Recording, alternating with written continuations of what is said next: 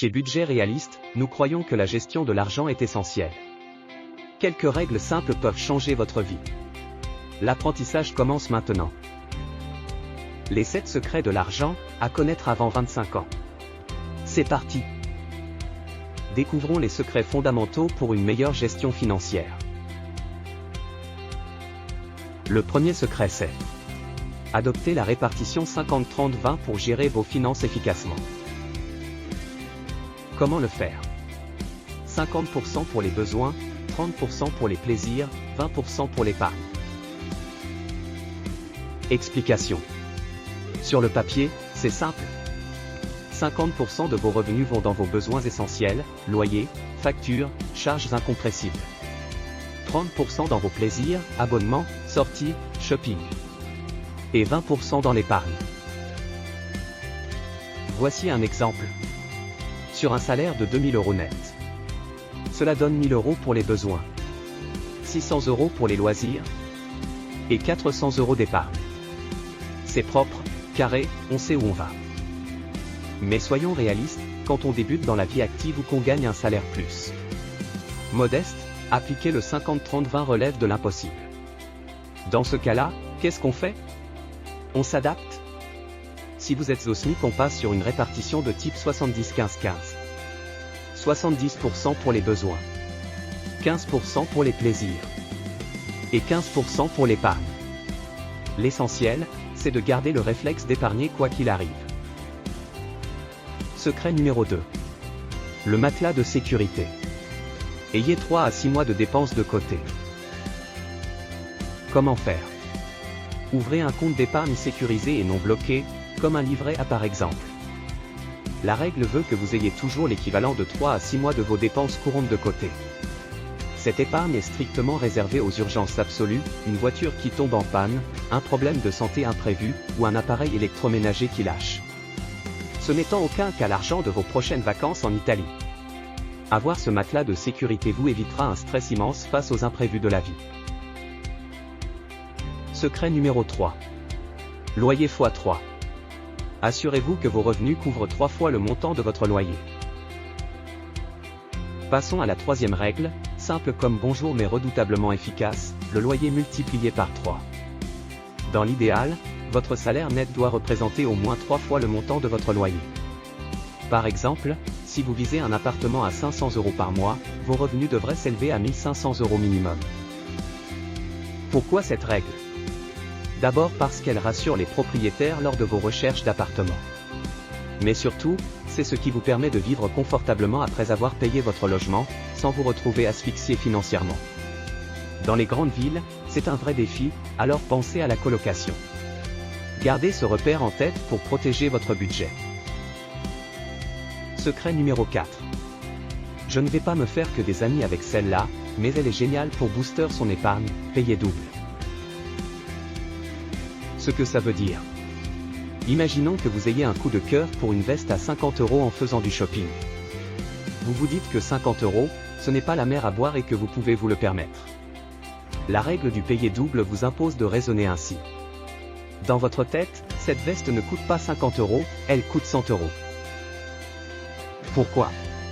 Parce que chaque fois que vous dépensez 50 € pour un plaisir ou un achat shopping, vous devez verser exactement la même somme sur votre compte d'épargne. Si vous n'avez pas les moyens de payer le double, c'est que vous n'avez pas les moyens d'acheter l'objet en question. C'est le moyen ultime de limiter les achats impulsifs tout en remplissant votre épargne à toute vitesse. Secret numéro 5, crédit auto 2-4-10. N'empruntez pas plus de 10% de votre salaire pour votre voiture. La cinquième règle, plus spécifique mais indispensable si vous devez acheter une voiture. La méthode 2-4-10. Une voiture est un gouffre financier qui perd de sa valeur dès qu'elle sort du concessionnaire. Pour éviter de vous ruiner en crédit, suivez cette triple directive. 20% d'apport minimum sur le prix total du véhicule, par exemple, 3 000 € d'apport pour une voiture à 15 000 €. 4 ans maximum pour la durée du crédit, afin de ne pas plomber vos finances avec des intérêts interminables. 10% maximum de votre salaire pour la mensualité du crédit. En respectant ces proportions, vous roulez l'esprit léger sans y laisser toutes vos économies. Secret numéro 6. La règle du 72. Ou comment doubler votre argent. Nous entrons dans le monde de l'investissement avec la 6e règle. La règle du 72. C'est un raccourci mathématique fascinant qui permet de calculer le temps nécessaire pour doubler votre argent. Concrètement, le calcul est simple. Vous divisez 72 par le taux de rendement de votre placement. Le calcul est simple, vous divisez 72 par le taux de rendement de votre placement. Si vous placez votre argent sur un livret à 3% d'intérêt, 72 divisé par 3, cela fait 24 ans pour doubler votre mise. Si vous investissez sur des supports plus dynamiques avec un rendement moyen de 8%, 72 divisé par 8, cela ne prend plus que 9 ans. C'est un outil formidable pour visualiser concrètement l'impact de la rentabilité et du temps sur votre capital. Secret numéro 7. La règle des 4% ou comment obtenir l'indépendance financière. Enfin, la 7e et dernière règle, tout droit venu du monde de la finance, la règle des 4%. C'est la clé de l'indépendance financière. Une fois arrivé à la retraite ou à l'indépendance financière, vous pouvez retirer en toute sécurité 4% de vos investissements chaque année, sans jamais entamer votre capital de départ. Car vos placements continuent de générer des gains supérieurs. Concrètement, pour savoir combien vous devez placer, il existe un autre raccourci, la règle des 3/7. Multipliez le revenu mensuel dont vous rêvez par 3/7. Par exemple, si vous voulez générer 2000 € de revenus passifs par mois, faites le calcul suivant. 2000 multiplié par 300 égale 600 000. Il vous faut donc un capital d'investissement de 600 000 €. C'est un objectif ambitieux qui demande du temps, de la formation et de la régularité, mais c'est le Graal de la liberté financière. Voyons quelques scénarios pratiques pour appliquer ces règles. Scénario 1. Prenez un revenu de 1500 €. Comment répartir ? Pour ce salaire, il vaut mieux opter pour la répartition 70-15-15. Ce qui nous donne 1050 € pour les besoins, 225 € pour les loisirs, 225 € pour l'épargne. Scénario 2. Il y a un imprévu, votre voiture tombe en panne, comment réagissez-vous ? Utilisez votre épargne de précaution, c'est à ça qu'elle sert, pas vos vacances.